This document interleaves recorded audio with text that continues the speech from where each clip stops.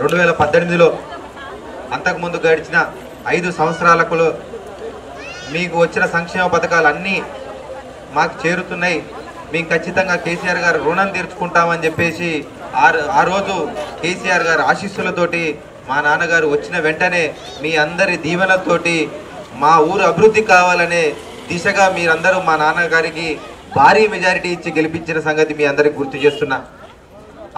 ఈ 5 సంవత్సరాలలో తప్పకుండా మా నాన్న ఈ నాగార్జున సాగర్ నియోజకవర్గం ప్రతి ఊర్లో కావచ్చు, నీలాయగూడెం ఊర్లో కావచ్చు, ప్రతి ఒక్క అభివృద్ధి పథకాన్ని మీకు అందే దిశగా చూసి ఖచ్చితంగా ఈ గ్రామానికి సీసీ రోడ్లు, డ్రైన్లు, లైట్లు, అలాగే ఏ సమస్య ఉన్నా నేను మీ ముందుంటా, ఖచ్చితంగా మీ అందరికీ మీ మధ్యలో ఉండి నడిపిస్తాను మీ అందరికీ హామీ ఇస్తే ఆ రోజు మీ అందరి దీవించి మా నాన్నగారికి కేసీఆర్ గారికి బహుమతి ఇచ్చిర్రు.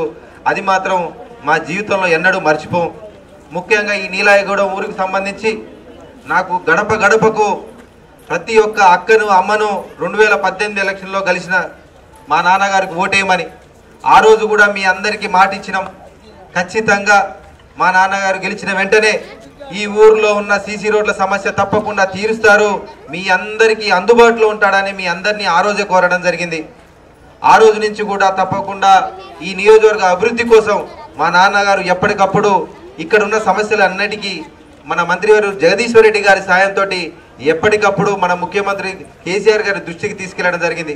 దానికి అనుగుణంగానే మొన్న జనవరిలో ఒక 10 కోట్లు శాంక్షన్ చేసి మన నియోజకవర్గానికి తప్పకుండా అధిక నిధులు కేటాయిస్తాం, ఎందుకంటే చాలా వెనుకబడి ఉన్నది, అది తప్పకుండా నాకు గుర్తున్నదని చెప్పి.